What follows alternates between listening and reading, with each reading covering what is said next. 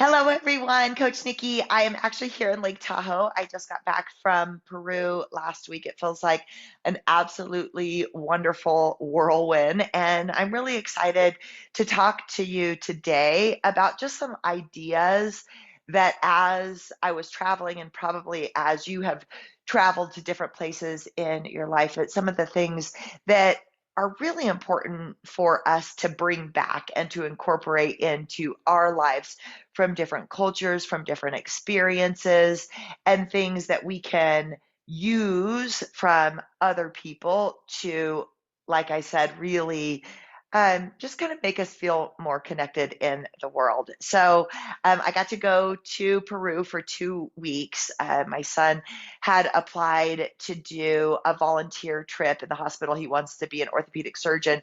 So he wanted some experience in these early years of high school to see if if that's what he really wants to go into. And two, just an opportunity to give back. He also speaks Spanish, which was really, really helpful in Peru. And so I got to be and accompany him. And it was really special because we actually got to do separate things. So he was able to work in the hospital, which is his passion. And then they plugged me into different orphanages for teens and for women on that have been in like prostitution and different really horrific issues in their life. So it would be impossible for me to explain all of the things that really changed my life and affected my heart and what I want to bring back. But what I really want to talk about is just some kind of high level things that we can look at that I learned of lessons in Peru. So I think really first starting with the art of traveling. And so often when we travel, we expect like the ups and downs in life, and we don't expect traveling to be easy, right? Like we know, okay, whether you're driving or whether you're flying, you're probably going to get in some like little confrontation with whoever you're traveling with because it's lack of sleep or you miss your flight, your bag is heavy. There's so many things that happen when we travel that we kind of expect. And so we laugh a little bit more. So if you're whatever, you've made it there and then you can't get a cab or you can't find whatever your next wherever you're going, you tend to be a little bit, or at least me, tend to be a little bit more lighthearted traveling because you expect issues. And I think thinking about that with life is a really great way to embrace the ups and downs and uncomfortables of our everyday. So when we're thinking about traveling, it's just reminding yourself to go with the flow. Also, when we travel, we tend to be super um, diligent on what we're packing, how we're packing, um, getting us as organized as we can for like the best bets to simplify traveling because we know it's hard. And I think that that's also a really important thing. Like my bags are always like when I'm traveling, very organized because you don't want your stuff everywhere. You don't want to have like too many pants and not enough long sleeve shirts, or you don't want to forget your running shoes, or there's all kinds of things, especially like when you're thinking about like your important documents. So your phone, your passport, your money, those kind of things, you tend, or at least I don't want to say that you tend because everybody is very different, but I tend to be very organized traveling. And it's something I want to bring back at home and taking a little bit more time to even like the clothes that I wear, really simplify them every day. The vitamins that I take, have them in the little trays, super simple. You just open them up and you take them. Putting my phone in the same place every single day, my car keys in the same place every day. So these like simple things that maybe we spend a little bit more time when we're traveling organizing them is something that I want to take back personally to my everyday life. Um, Another thing and I know this is goes without saying, but when we travel to other countries, is really remembering how incredibly blessed we are to live in the United States. If you're logging on from somewhere else, when traveling and seeing how other people live in other situations, it really grounds you in gratitude for what we have. And we can tend to always want more and be not quite satisfied with what we have or what we're given, and kind of looking for either what's next or what is not serving us. And when we're traveling, when you see people who are much less fortunate, we got to stay with a local family, and they were actually like pretty well off for Peru, but they still had very limited hot water, so your showers were cold. They had very limited resources as far as like toilet paper or just kind of like the basic like heat. There's not like heat in the house. There's like our life here in the United States is night and day different to how most people live all over the world. And when you get the opportunity to see that people live very simply, what it helped me is to bring more gratitude to all the little things and the big things that we have in life. Here, my computer that I'm able to talk to wherever we are, that I have AirPods that connect, and I don't have that I'm able to do like just standing here. There's like 100 things to be grateful for, and traveling really shows us that sometimes disconnect that we have with our own life. So I want to kind of also get into the history of Peru and some of the lessons that I learned, not just like on the superficial level of being more organized in my everyday life, like I am traveling, going with the flow more than we can typically do, uh, being more grateful, but also really thinking about like the history of when you go to somewhere like Machu Picchu, and Machu Picchu is only one of the amazing, like there's from the Incas have ruins all over Peru, and in Cusco is where we stayed.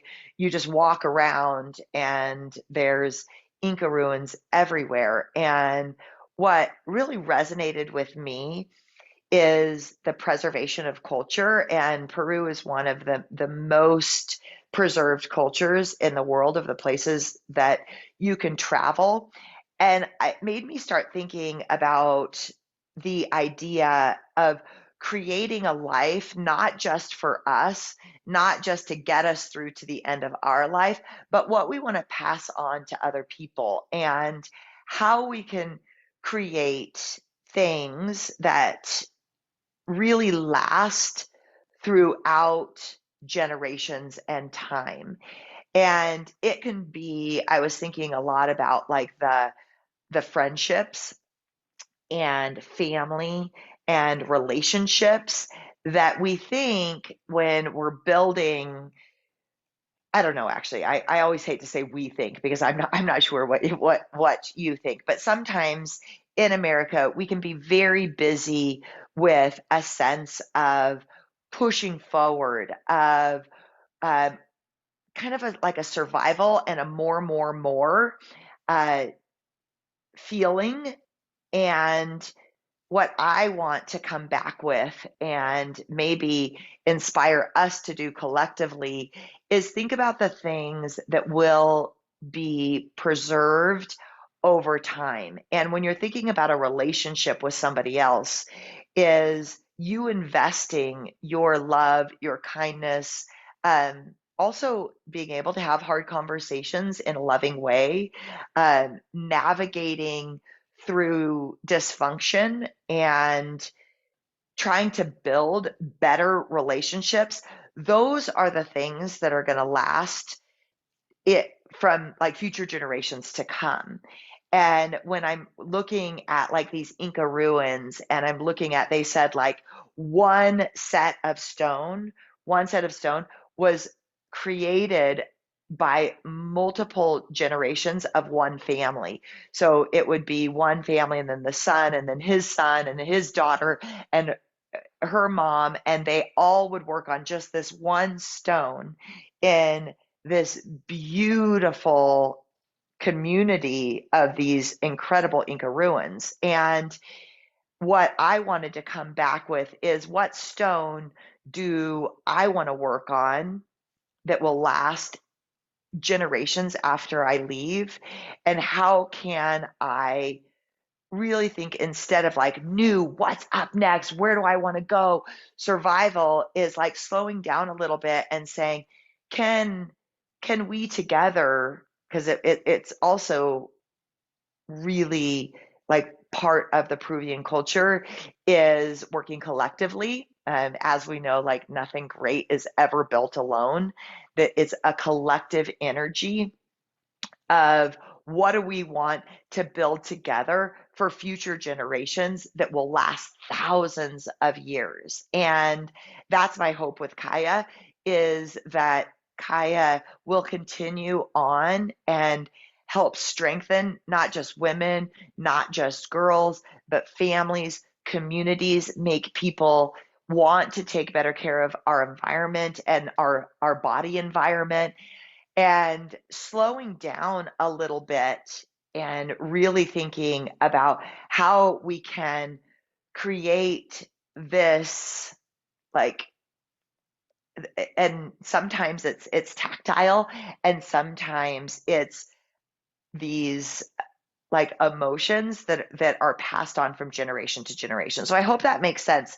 But when I was looking at the incredible Inca ruins and thinking about that everything that was taken to build something that will last, I mean, it's been like 1500 years, that will last over and over and over, is for me, it made me want to slow down and really be more conscious of not just like what's the new marketing or in a relationship, like, or in my work, is how can I just make it to the end of my life? It made me think about what can I learn from past civilizations.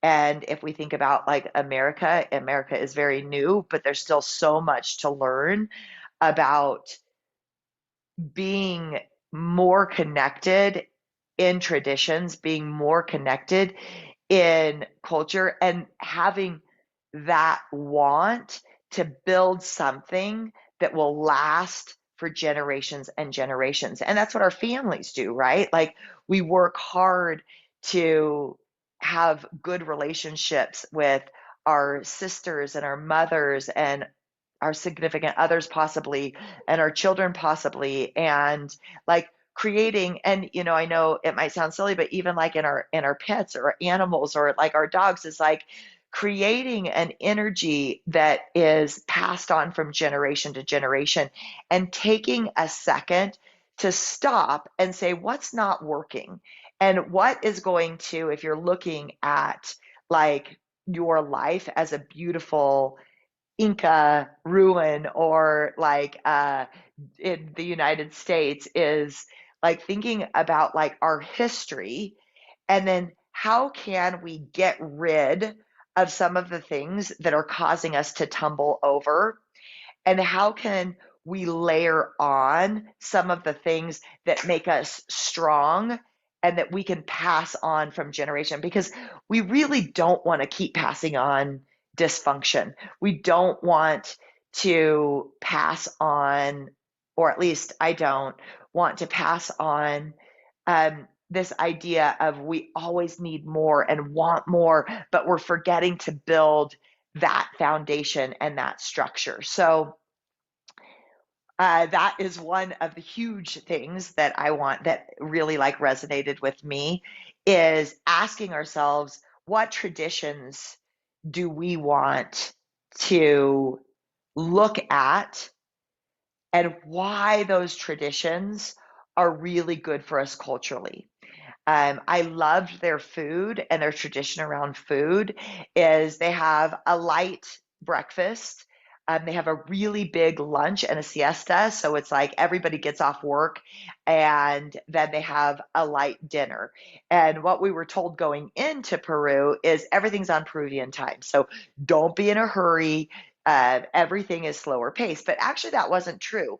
Everybody gets up quite early. I don't know everybody, but the town and the city. And when I was out in the highlands with like the local Peruvian women, everybody is up early, whether they're herding llamas or they're putting the fire on the stove. Everybody is up hustling early and they work really hard. Everybody is contributing or what looks like is contributing, and then right around like 1 o'clock, boom, everything stops. And there's a tremendous amount of energy put forth in presenting ancient foods of quinoa and soups and maca and homemade breads that were like this big, and everybody sits and eats and enjoys and relaxes, and then kind of just plays a little bit, like goes for a walk, or just is takes the stress of the day down, and then kind of goes back to work around 3 o'clock and works quite late till about like 6 p.m., and then comes home, has a light dinner, and enjoys company. So food was another thing that I really enjoyed watching. Like, what they have 3,000 different kinds of potatoes, and watching how they use different like herbs and spices and ancient roots to heal.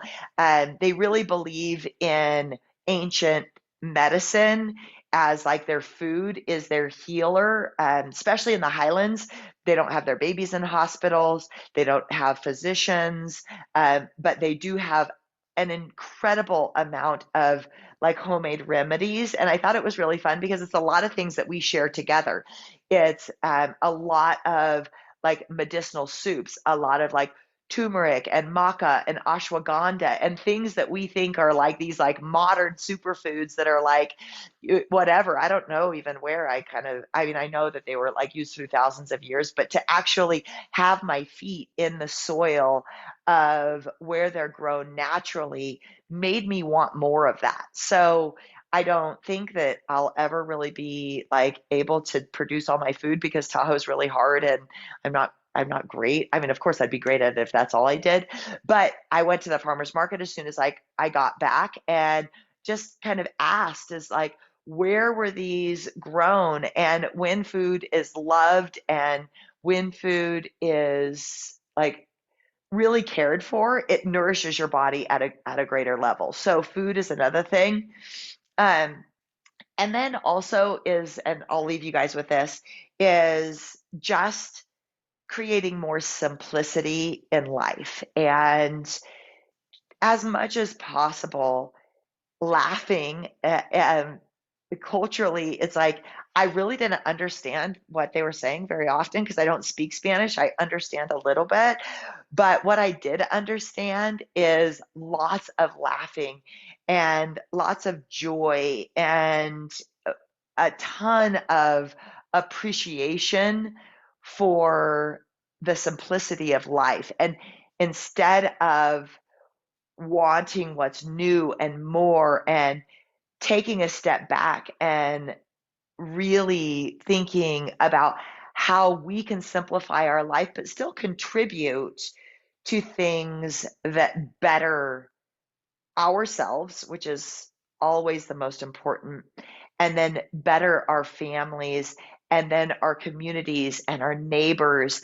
At the house that we were staying at, she would, and a very small house with like a little teeny front yard, and everybody would pack in at like 1 o'clock, just neighbors, and everybody would just kind of come in, sit down, bring potatoes, like just like whole potatoes that people ate, just bring different things to share.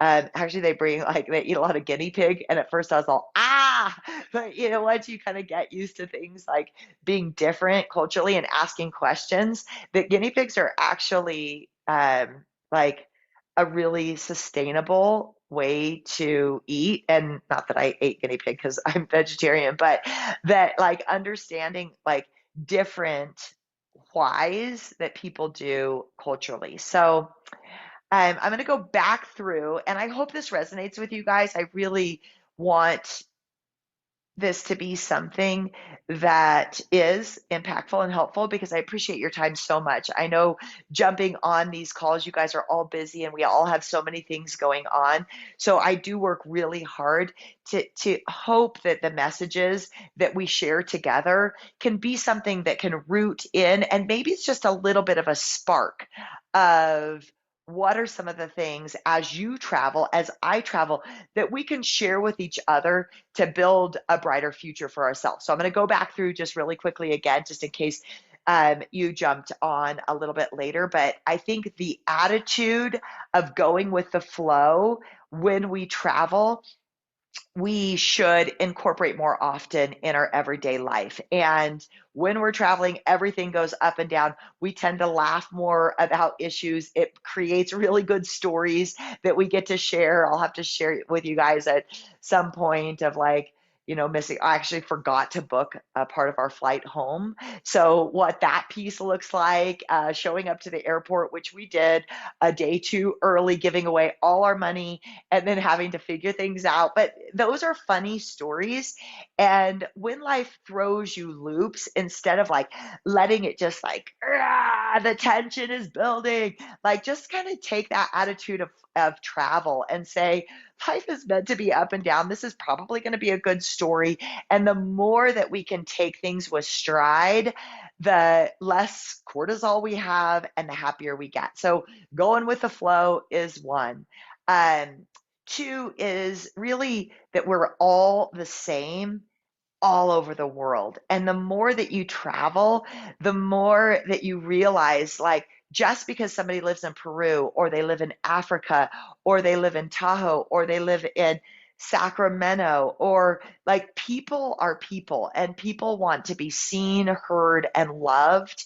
And if you can take a second to ask more questions about traditions, about why we do the things that we do, that we can learn so much from each other, and that we really realize that we're more the same than we're not the same. Um, so, really, just traveling to me opens up that idea of we all love our children. We all do things to better society as much as possible. So living in that space. Also the gratitude of all the things that we have in the US, so much that we have that people don't have. And looking around and just finding more gratitude for the simplicity of a comfortable bed, for the complexity of having a car, like that's pretty amazing. All of these things that maybe we can tend to disconnect from. Another thing I know I keep like throwing different things in, but is for me, it was really important that I found rest. And it's very hard to take time off work. It's very hard when you are in a work mentality, but teaching ourselves to take sprints and rests, not just in vacation, but in our day, is push really hard for 20 minutes and rest for 5. Push really hard for whatever it is, a month, and take a full weekend off and don't check your emails and don't check your messages. But remembering those sprints and those rests are really, really good for you. They're great for your business, they're great for new ideas. And they're important not just to incorporate once a year when you go on vacation, but all day, every day, is stay focused, work diligently, and then pull back and completely rest. And then just preserving our culture, preserving history, looking at traditions that we want, and then consciously and with great awareness, don't pass on the things that shouldn't be passed on. So as we are working our way through these beautiful lives that we live, is finding your tribe, your culture, your family, your community, your neighbors, your friends, your Kaya sisters, and look at like, what do you want to build? Like, what relationships do you want to build? What do you want to pass on to future generations? And just trying to leave when you piece out of this world, just try to leave the world a little bit kinder, a little bit better than we started out. Okay, well,